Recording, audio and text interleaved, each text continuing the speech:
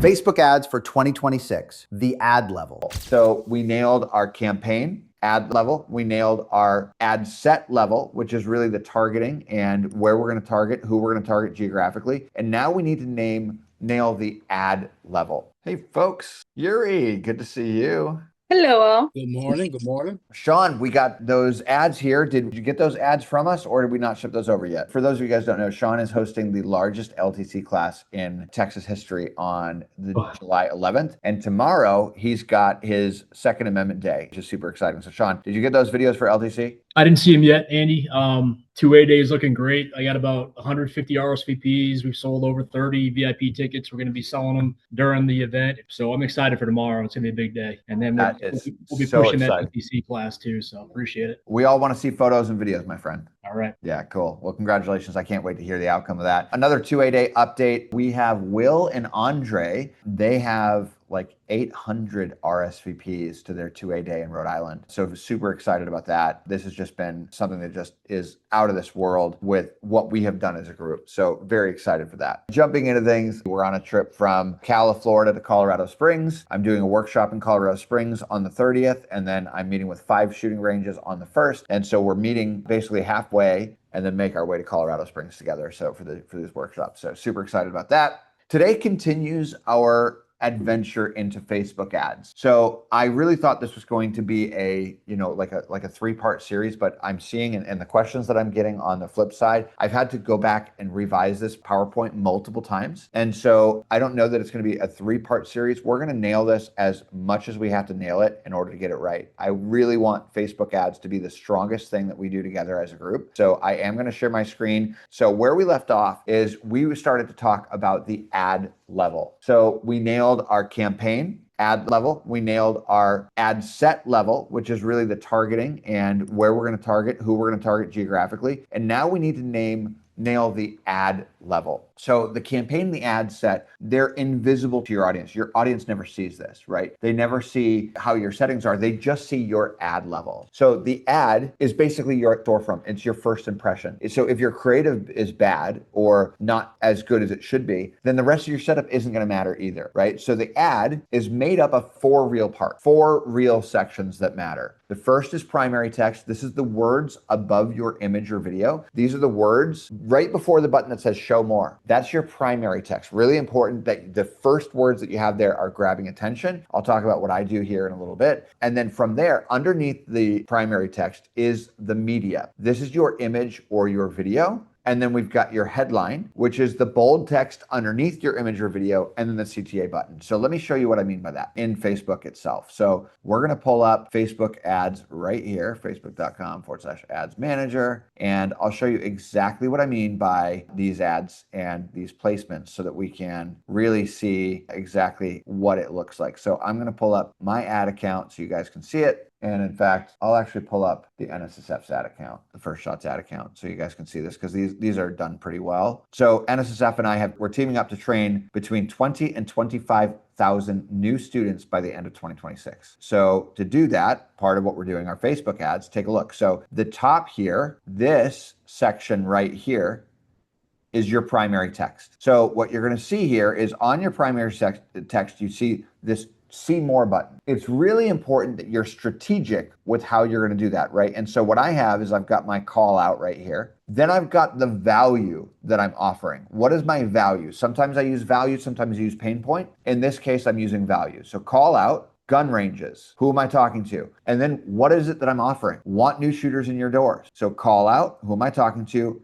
Value. And then from there, they can either hit see more, they can hit play, they can hit play here, they can hit play by clicking the sound. And then from here, we see our headline and then our CTA call to action, right? Our call to action inside of Facebook is 2 things. It's the call to action that we say in our creative or the actual call to action button that Facebook gives us. So in this case, what I'm talking about with CTA, our call to action, that is the call to action that I am meaning between the button right here and what we see under the primary text. Now, lately, I've been really focusing on condensing my primary text, but I have tested out long form versions of this. I have good results both with long form storytelling and I have good results with, the shorter form like this, but I would test out what your audience wants to see. So those are the 4 areas: your primary text, your media, your headline, and then your CTA button. Those are your 4 primary areas. So for multi-advertiser ads, this is the first option inside of Facebook,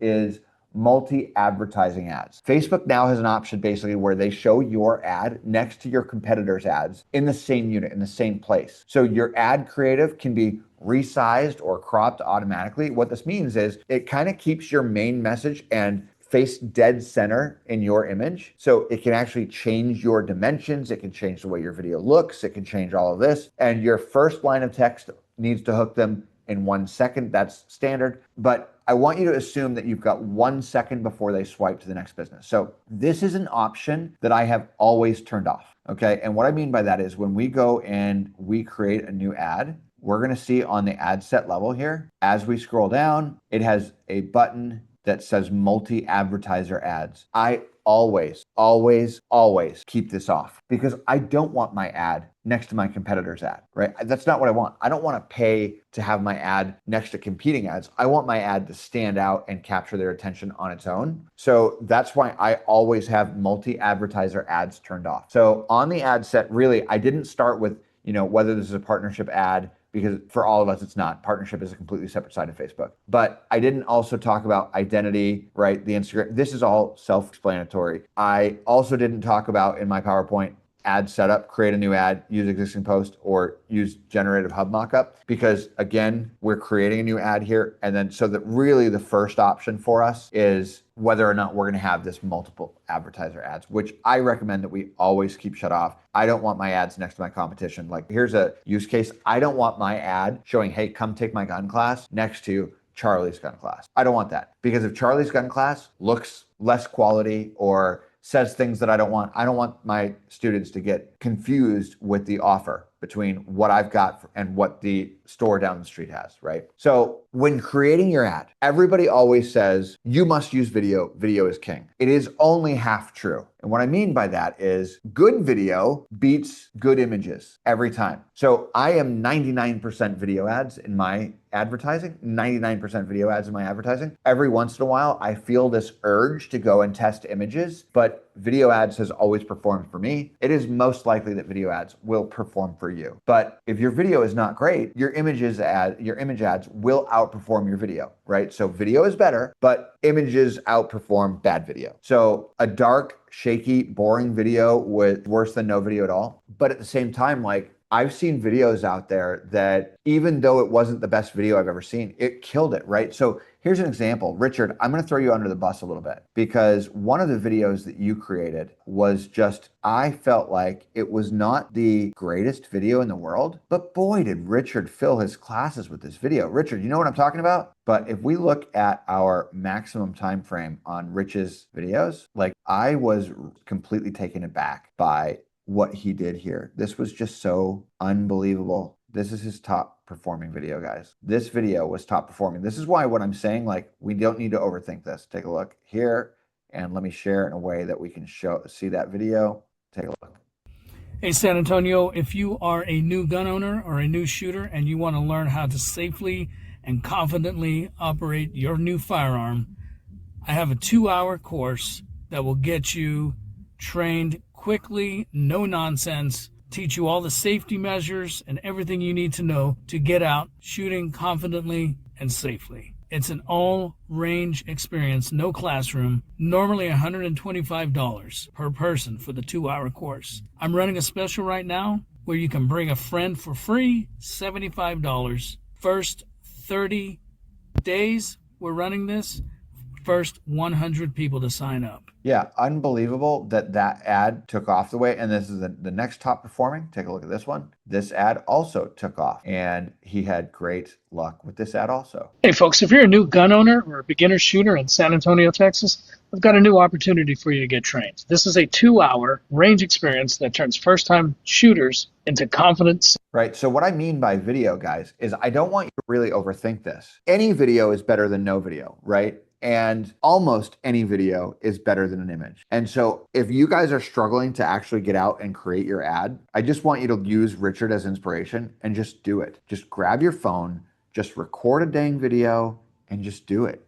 because if you've never done it, you can't get good at it until you do it over and over and over and over and over. And this is something that I really encourage you to do. So very, very like the top priority that you should have. If you have not made a video ad, go do it, bite the bullet, don't overthink it, grab your phone, walk around and just do it. So video is still king because it builds trust fast. And the reason that I believe that Richard's videos worked that well is quite frankly because he was trustworthy. He's not adding a whole bunch of flashiness. He's not overdoing it. He's not overhyping it. He's not overexciting people. He's just saying like, this is it, guys. The reason I think that Richard's videos did so well is because he just spoke. But I've also seen this with Murph, right? Murph gets in front of the camera and he just speaks and people just instantly trust him. People hear his voice, they see his face, right?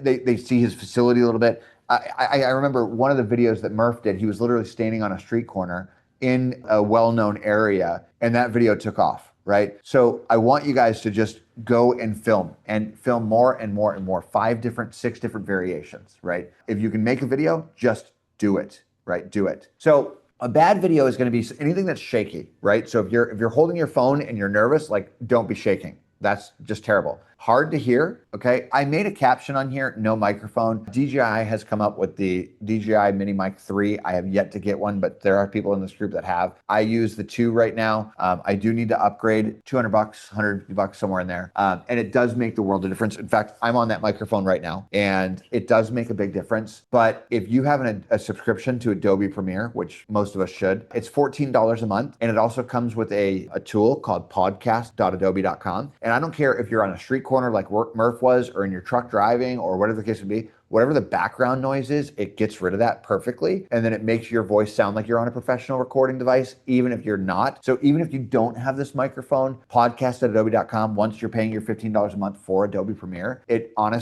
transforms that audio into studio level audio. It sounds like no matter how you recorded, it sounds like you were in a recording studio. So that's one of the reasons I love Adobe Premiere, is because it is just the best of the best when it comes to software, and that tool is awesome. Okay, missing captions. This is really, really big. On Rich's videos that I just saw, like there were no captions, and I think that that's so huge. You absolutely need to have captions. When you're running captions on 1080 by 1080, okay, when you are on 1080 by 1080, what I want you guys to do is really if you're on a 1920, 1080 by 1920, so you're in your story format, right? Your captions really need to be right in the middle. If you're on your 1080 by 1080 format, your captions also need to be right in the middle, okay? So, but captions are so important. So captions should literally show up right about here while you're speaking, right? Not here in my window, but here on your person when you're speaking. Captions are so important. How many times have all of us watched videos where we're in the bathroom, right? Everybody's done it, and that is like a spot where you can get people to register. And so I do want you guys to have captions on all your videos. We use submagic.io. It's Submagic, SUBMAGIC, submagic.io. And that's what we use to create our captions. It's also got some editing tools. It's going to be slower than Adobe Premiere, right? It's going to be, your time to video is going to be longer. You will spend more time producing a video editing on Submagic, but some people swear by it. So if you want to use it, you can for editing, but definitely use it for captions. And Caleb said, Oculus, what is it? Opus Clip. Opus Clips is Yes, great. sir. The subtitles super fast and very accurate. Yeah, I'm sure it's a pretty similar software. So, and these things are like $14 a month, and it's totally worth it. The things that you guys should be spending $14 a month on are anything that saves you time, right? Period. If it saves you time, it's worth it. And so captions are absolutely necessary. Okay, the first 3 seconds, really in today's world, it's almost the first 1 second visually, but the first 3 seconds, you absolutely need to have a hook. And so when we're talking about bad video, like a bad hook is not great. So Sean, not to call you out because this video obviously is working for you, but Sean's latest video starts with, this is Sean with Saddle Rover Range. And I left that there, or maybe I don't remember if I changed the hook or not, but Yeah, it was still there. But you mentioned I probably shouldn't have used my name. But the video is working, right? Yeah, so that's good. But I remember you started, hey, this is Sean with Saddle Rover Range. And so the challenge with that is that the people that don't know Sean and the people that don't know Saddle Rover Range probably don't care as much. And so you might lose some people. Whereas if you just start with the offer, or you start with a hook, or you start with your call out, what I like to do, I've mentioned this before, I like to do call out and pain or call out and value. Either way, call out is who I'm talking to.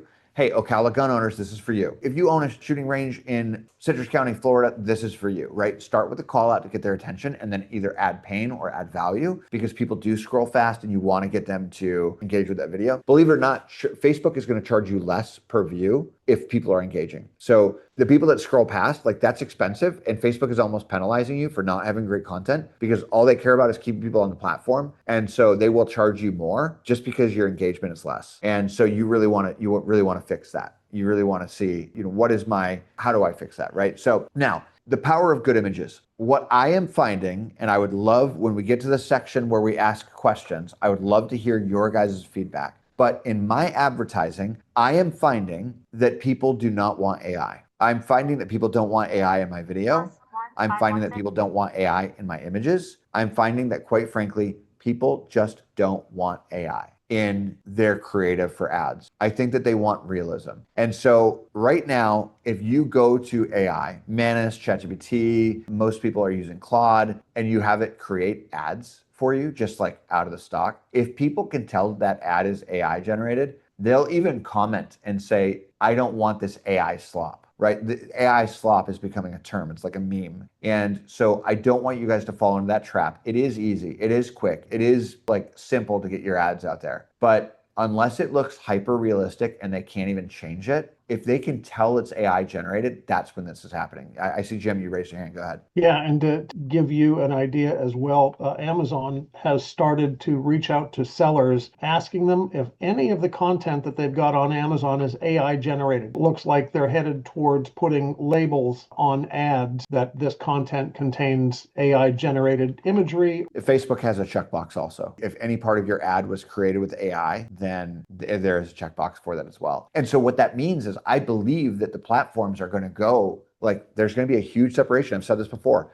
People that want cheap, fast, and easy will go the AI route, and then people that want premium and the human experience will go the human route. I think that the platforms will start to do that. In fact, there are entire sections of the platforms now, Facebook does it, where you can just watch AI generated videos if you want. You've got a whole section for Reels that you're just scrolling through AI videos. And you've got your section also that is a mix of AI and standard, but there is no only standard, which I find interesting. I do think that that'll happen where people want to not even see any video about AI, period, right? So I think that's where we're going. So if you can't make a good video yet, look, just make a video anyway. But if you really can't, then use images. A clean, bold, high contrast image is going to stop the scroll. And the rule is be completely unique, right? Don't use, right? Before AI, there were stock photos, and stock photos were like, a photographer takes 1 million photos, uploads them to like Shutterstock or Storyblocks, which is what I use, storyblocks.com. It's actually fairly inexpensive. And you can use those stock photos, but honestly, you should be using your photo. I've said it before and I say it again. Every person in this room with what you currently do, Tammy, you're a photographer, right? We've got Donna with a dance studio. You guys are creating content as well. It applies to firearm instructors, shooting ranges, gun stores, firearm manufacturers. It applies to all this. Already creating the content by doing the thing. So whether you're teaching a class or you're on the range or you're talking to a student, taking photos, or having somebody dance in your dance studio, I don't care what you're doing, you are creating content. The only difference is there a camera in front of you or not? If there's a camera in front of you just constantly recording, you can take snippets of that, upload that to Submagic, it'll cut it into Reels for you, and you can upload those Reels onto your social media platforms. That's a way to grow. That's a way to create ads, because then you take your top performing organic, add a 5-second call to action on it, and now it's an ad. So I've said it before and I'm saying it again. If you're not constantly recording, if you don't constantly have a camera around you, you're making a big mistake, because you're not able to really take clips of that and monetize that. I don't care what your job is or what your role is. You can have a camera around and you can be recording what you're actually doing and be creating content for that. Same goes for images, is that you should be taking photos and videos of everything that you're doing. So if you're taking photos of somebody, you should have somebody taking photos of you taking photos of somebody. If you're teaching in class, you should have somebody taking photos of you teaching class. If you are, whatever it is that you're doing, if you're on the range of somebody should be taking photos. And you're going to take those photos and make those into your images, rather than just using what people are now calling AI slop. So these should be real action photos of real students in your classes and real people doing real things at your business. Okay, so now we're going to talk about specifications of the ad formats that I use. A quick question. Yeah, go ahead. If you don't mind.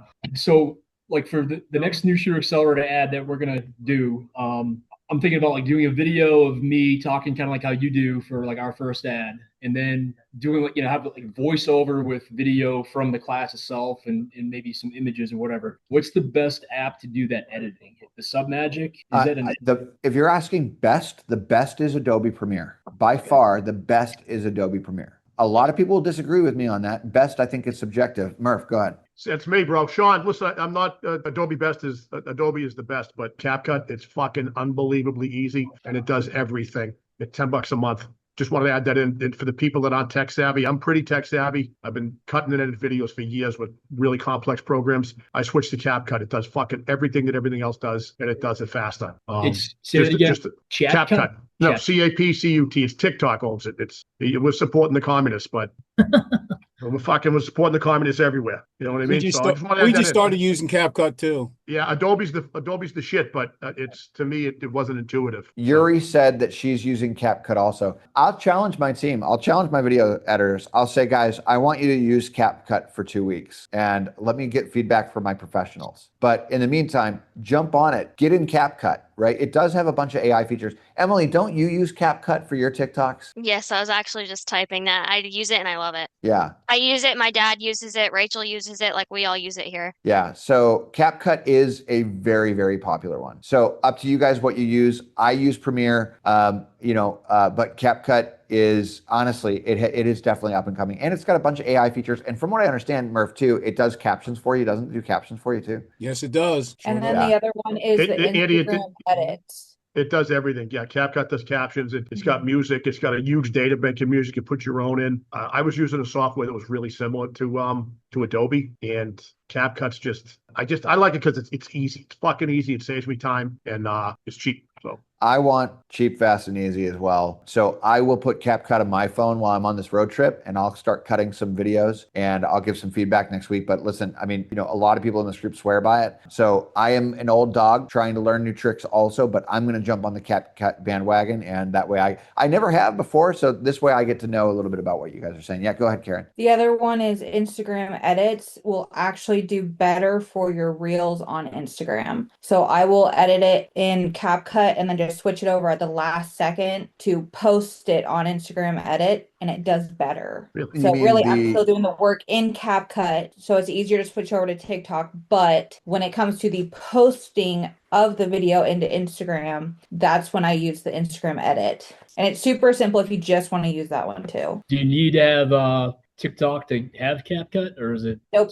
Okay, good. It's a separate app. CapCut is separate, and then just make sure that you change the settings so that it removes the watermark for TikTok, and then it'll save it onto your personal videos or whatever the case may be. And then once you upload it to whether it's Instagram or Facebook, you always have the autonomy to make changes to it. Like you can mute it and add different music, add different language, tailoring it to the different platforms, because certain things do better on certain platforms. So it's easy for you to manipulate. And are you guys doing all this editing on your phone? Yeah. I think that's the major I difference. usually prefer my phone, but you can do CapCut on your laptop. You can do that. The desktop software is way better. Is it way better? I haven't done it in a long time. But yeah, I do it on my PC because I got big fingers. Yeah, I strongly urge you guys to do as much as you can on your computers rather than on your phone. It's not just about, every app has more options on your computer than it has on your phone. So I hear what you're saying on using your phone, guys, but like there are things that you can't do on your phone that you can do on your computer, and you can do it faster, right? And then Emily, also with the not using your phone, I just got the DJI Osmosis Pocket. It arrives today. A lot of my other team members from my other sponsorship use it and love it. So I'm trying to get away from like filming on my phone and using just that. And supposedly here, that's a great thing to use too. So then you have the good footage. If you want to upload it to YouTube, if you want to upload it to Instagram and all that, it's still good quality. Good, yeah, great. And is that the gimbal one? Yeah, I can send the link on the Yeah, send a on link here. for sure. I've been having good success, but I'm using the gimbal with my phone. But I am looking at getting a gimbal because again, guys, you need to make it easy so that you're recording content. Because if you're recording your class or you're recording even your photography session or whatever, like whatever it is that you're doing, if you're recording it, you have the footage to use it. If you don't have anything, and so you have to go out and make a video. You have to sit down and make a video. This is what Sean recently went through. It's like he has to schedule some time to sit down and actually make a video. Whereas if he had a camera on him while he was up front in class, we could take a clip of that, of something great that he said while he was teaching a class, and turn that into an ad. And that I would say is qualitatively better than something else, right? Let me show you an example of something like that, right? So I recently started running this for my ads just as a test, and it's going really well. So taking a look at this account, and we'll go to my workshop ads. This is kind of what I'm talking about, is like, it's just a clip of something I was already doing anyway. So I'm not recording for the camera. I'm actually teaching a workshop, and then I turn it into an ad. Take a look. Here's what creates a good offer. First thing you need is urgency, and urgency is a product of time. Scarcity is amount. We need to have our dream outcome. Our dream outcome is, where do they want to be? What do they want to become? Then we have to minimize effort and minimize sacrifice. And then we have to have price, and then we have to have guarantee. This is what comprises a great offer. If you're a firearm instructor or shooting range and people won't sign up for your classes, it's your offer. And if you want to fix that, grab my book, The Age 30K Method, which is how I trained over 30,000 students, written in one book. As we're talking about like AI, and we're talking about video, we're talking about, right? So what's happening is people want to see real proof. This is something that AI will never have. Until AI creates its own business model, it creates its own product to sell, and then its own customer service and its own funding, and it starts actually selling things. Until AI can do that, the proof has to come from you. And there's a couple of different types of proof, but ultimately the proof is, does your student believe that it's you? Does your student believe what you're saying? And with me being in front of a workshop and me teaching, as long as what I just said resonates with them and it's not completely against what it is that I'm selling, then that's a version of proof. The fact that I'm in a room and people are listening to what I'm saying, that there alone is proof. So even if they don't know me at all, saying, hey, I'm teaching this workshop and now I've got a book, right? This is proof 101. And so until AI can have proof because it has actually done things, you have zero proof. And that's the number one thing that people are buying today. Glenda has her hand raised. Yeah, I've used I don't know which model it was, but the little Osmo, DJI Osmo Pocket. We had a friend of ours that's really good with that and has drones, and he recorded our law conference here before last with it. Last year he couldn't come. He lent it to me and showed me how to use it. What was really handy is I could have it set up on the back table, and you can use the screen on your phone to move it, to change the direction, to zoom in and stuff, which was really handy because then it's totally hands off of the camera itself. Yeah, that's awesome. No, that's good. So yeah, definitely a good product. I'm gonna have to get one of those myself. And so just to show you guys, like I've also got, like here I am in a conference room, right, in the middle of Chattanooga. So I've got really nothing in here, but I'm literally recording what I'm doing right now. I literally have a camera recording me on video with you guys so that I can use clips of it. And it's not just me sitting here on Zoom, but I've got a camera just recording. And one of the things that I have decided to do is that I'm just always going to be recording. I'm literally going to record everything so that you guys can, so that I can create. If I don't record everything, then I have to sit down and actually go make videos that are ads, which are not performing as well as just proof, right? So I highly recommend that you guys just constantly record everything and use whatever technology you have to do that so that you can make these types of ads. Until AI can create its own proof, you are responsible to make that proof. So when talking about specifications of the size, there are really two sizes. If you are looking at like a story or a reel size, this applies to images and text, right? You've got 1960 on this side, and you've got 1080 here. And then the second version is you've got 1080 here. So it's 1080 and 1080, right? So one size is the long way, and then the other size is the other way. Now, there is a third option for Facebook. I don't optimize for that offer. I have found that no matter how often I run ads, if I optimize for the third variation, I get less quality traffic. My cost per result increases because I'm allowing Facebook to put my ad where I don't want it to be, which is on the right-hand side, right? So of all the areas on Facebook,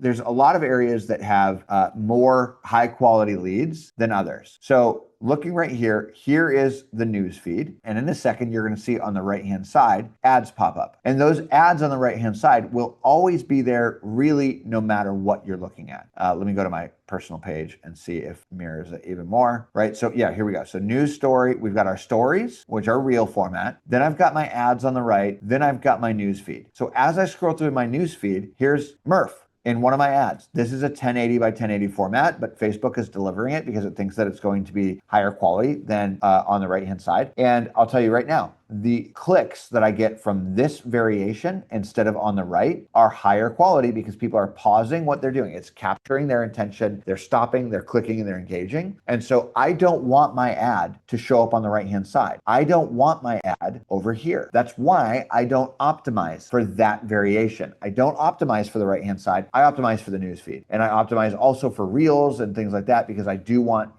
my reel to come up there. So when you're creating ads or images, the two variations that you're going to have are the 1080 by 1080 and 1080 by 1920. So this is going to fit both perfectly on both Facebook and Instagram. I would not use stock photos. I would use action shots, right? It is a lot better for a student being involved and actually shooting rather than somebody, smiling and holding a target. And, smiling and holding a target is just too stereotypical. It's not really getting people's attention. It's not really engaging them. And then minimal text, right? Minimal text. I've seen a lot of folks where they go to ChatGPT or whatever, and they create these ads that are just like covered in text and like, it's just not doing it, right? It's not doing it.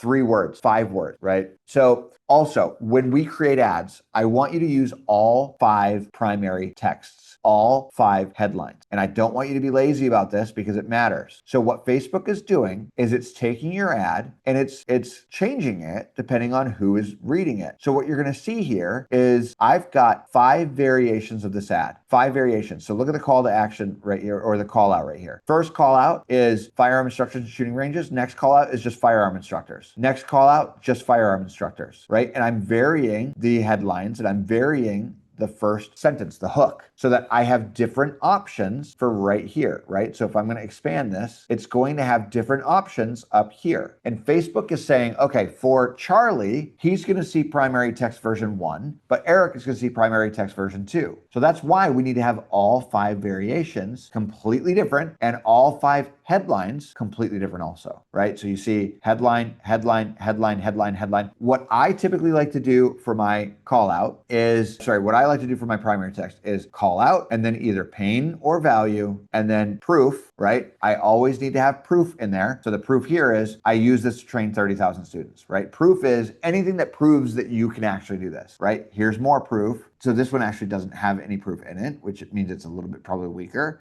Here's proof, trained 30,000 students. Here we go, proof. Nope, this one doesn't have any proof in it either. And this one does not have any proof either, right? So proof always outperforms promise. What I mean by that is in your 5 primary ad texts, I want you to say the things that only you can say, right? So Murph, if you have trained more people in Massachusetts, I want you to say it. And if you haven't trained more people in Massachusetts than anybody else, I want you to say, I've trained 78 people in the last 30 days. Whatever it is that you can say that gives you proof that you can do what you're saying, right? You need to have the proof. And again, this is what AI cannot have right now because AI has not trained 30,000 people. AI has not done this. And so AI cannot have proof. That's why people don't like it, is that it's not actually doing the thing, right? So when you write your 5 primary texts and 5 headlines, Facebook mixes and matches those. So you've got headline 1 matching with primary text 1, and it's creating up to 25 different combinations and delivering that to different people. It's not that one outperforms all of them. It's that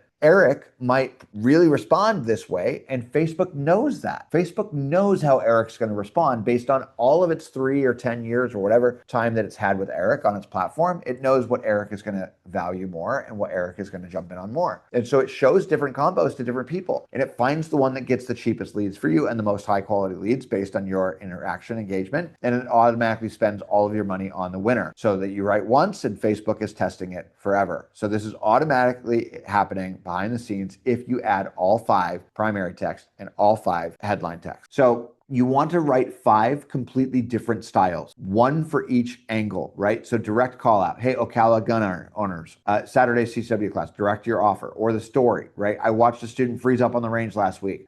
Great story, great, your written text can also have hooks. In fact, most of my career was not video. Most of my career was I was writing. And as I was writing long blog posts, every word that I wrote was designed to get you to read the next word. And every sentence that I wrote was designed to get you to read the next sentence. And every paragraph that I wrote is designed to get you to read the next paragraph. And so I got really good at creating that type of engagement throughout the written. And then I applied that written to video, and it was easier to consume, which led to a much bigger takeoff of my career, because those techniques were just as valuable and even more so valuable in video because it's easier to consume that type of content. So the pain point, most gun owners have never practiced under stress. The question, do you know the laws for carrying concealed in our state? The short and sweet, one sentence, maximum click through, literally one sentence, right? I use one sentence on my organic posts, like one sentence on my organic, just to get people to get to the media really quickly, right? So keep the headlines under 40 characters, okay? And again, what I mean by headlines, typically a headline is the first word that you see, the first words that you see, but that's not what it is on Facebook. The technical version of a headline is this down here. This is your headline right here. Turn interests into signups. That's the headline. So this needs to be less than 40 characters. And what I like to do is I like to keep it identity driven or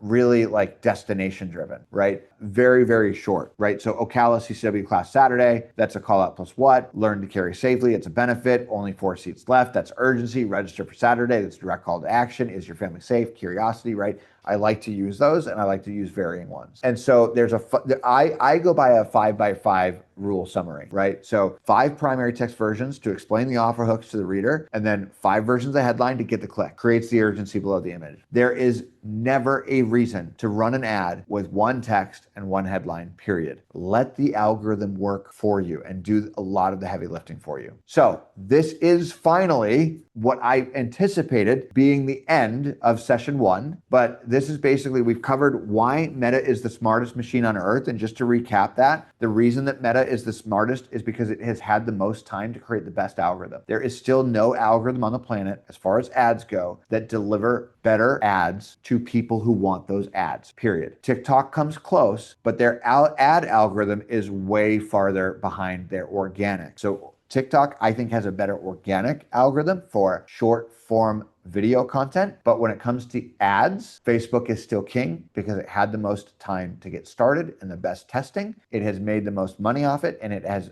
kept their people on the platform longer. So that's why Meta is still king. So the sandwich is your campaign level, your ad set, and then your ad. That is how your entire campaign on Facebook is created, is that your campaign level is your big idea, your ad set is who and how, and then your ad is what they see. The pixel is your brain. This is the little code that goes on your website that sends data back to Facebook. You can't do anything on Facebook without a pixel. There's no point in spending a dime unless that data is going back to Facebook so Facebook can make better decisions. And when you create a campaign or you create an ad, where I wish I had a real eraser, when you create an ad which drives people to a performance, right? If this is your landing page and then they opt in on this section, when they get to a thank you page, We can't right? see what you're writing. Oh, sorry. When we get to our thank you page, this is the conversion. When somebody goes from here to here, that's a conversion. So your Facebook pixel needs to be on both this and this, but your conversion happens when they are on this page only. That is a conversion. Remember, that is really important, that the conversion is firing appropriately. If you're not sure what I mean, go back and look in your vault on that section. Leads, sales, and engagement are the only 3 goals that we ever use inside the Facebook Ads Campaign Manager. Leads are when you want somebody to register without paying. Sales are when you want somebody to register and give you a credit card. And engagement are when you want people to like or follow on your Facebook page. Ad set budget optimization is what you want for local ads so you can force spend on multiple angles. I want you, when you're doing local advertising, I want you to exclude all of the other states from your advertising. So what you're going to do is you're going to go to ChatGPT. You're going to say, hey, give me a list of all states except for my state separated by commas. You're going to go into the ad set level and exclude those people. Remember, good images beat bad videos, but good videos beat everything. And then remember, you always want 25 combinations. You want 5 primary text and 5 headlines. And that is the end of session 1. So your homework is make sure that you've got the pixel set up. Make sure you create a campaign using the leads objective, easiest. Set up one ad set at $10 a day. Create one ad at 1080 by 1080, make a video ad 1080 by 1080 and 1080 by 1920. And I'd love for you guys to bring some data to our conversation next week, because we are still talking about Facebook ads next week. We are not done with this. What are your questions? Yeah, Murph. Why 1080 by 1080? Why don't you use any of the other formats? I use 2 formats, 1080 by 1080 and 1080 Yeah. by 1920. But how come just those? Why don't you use like the 4.5s and things like that? Because I don't want my ads on the right-hand side placement, which is what those placements are, right? So Okay. I don't want my ads there. So I don't give Facebook the formatted, because I don't want my ads there. All I right. want my ads in the newsfeed, which is the highest quality lead that you're going to get is from the newsfeed, because they're looking for something to complete their boredom, right? They're scrolling to get their attention. The second highest is from Reels and in the stories and in the Reels, because they're scrolling and watching videos. And so your second highest is that. But on the right-hand side, that's the lowest quality and most expensive, but Facebook wants to just monetize that side. So I oftentimes actually turn off that placement. I turn it off completely. I don't want that placement. And so that's why I don't optimize for it. Yeah, go ahead, Steven. I put it in the chat. I use Ask Andy for the primary text to help me write scripts. I mean, that's just a powerful tool that's already in the software that helps with all that. Yeah, you can absolutely use Ask Andy. What he's referring to is when you log into Momentum HQ on the left-hand side, there's an AI function towards the top that says Ask Andy.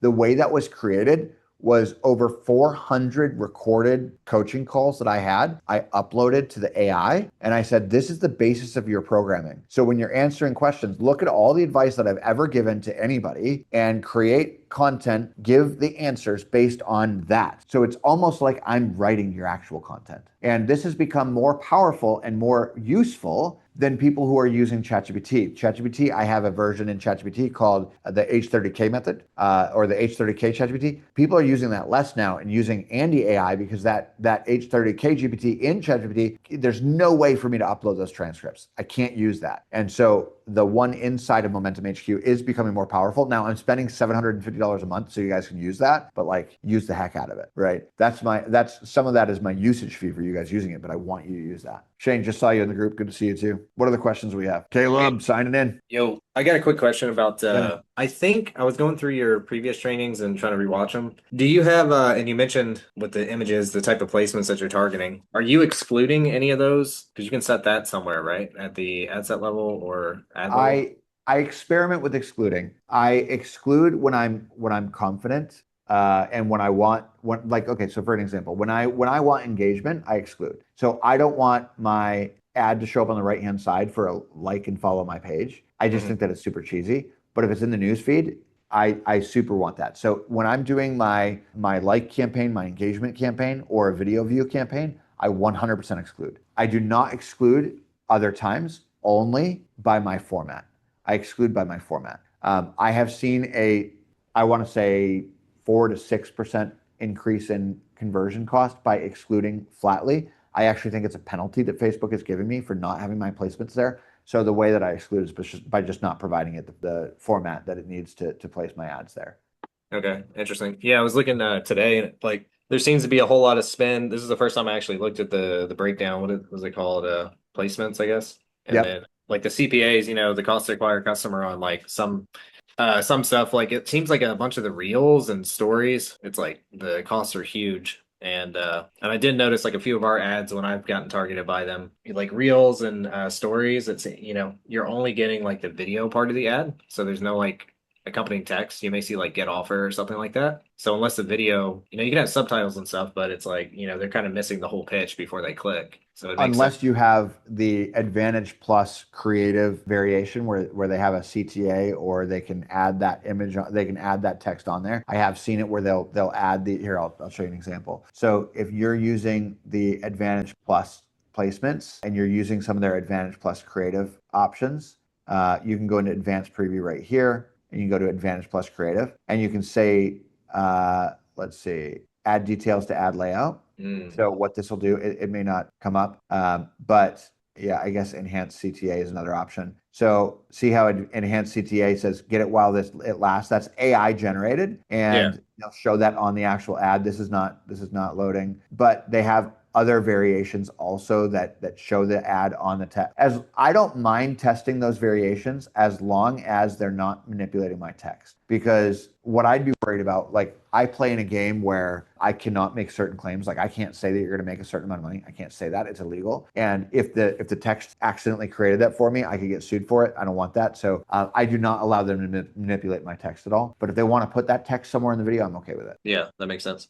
So you're saying you just exclude places you don't want to show up just by the size of your creatives? Yes, that's why I only use 1080 by 1080 and 1080 by 1920. Yeah. And is that across with images as well? I wasn't clear about that. Is that both images? Yes. I only create those two variations, and like period. Like those are my directives to my video editors. Those are my direct, like nobody has to ask that. It's a question of, do I do it sometimes? It just is. Yeah. Okay.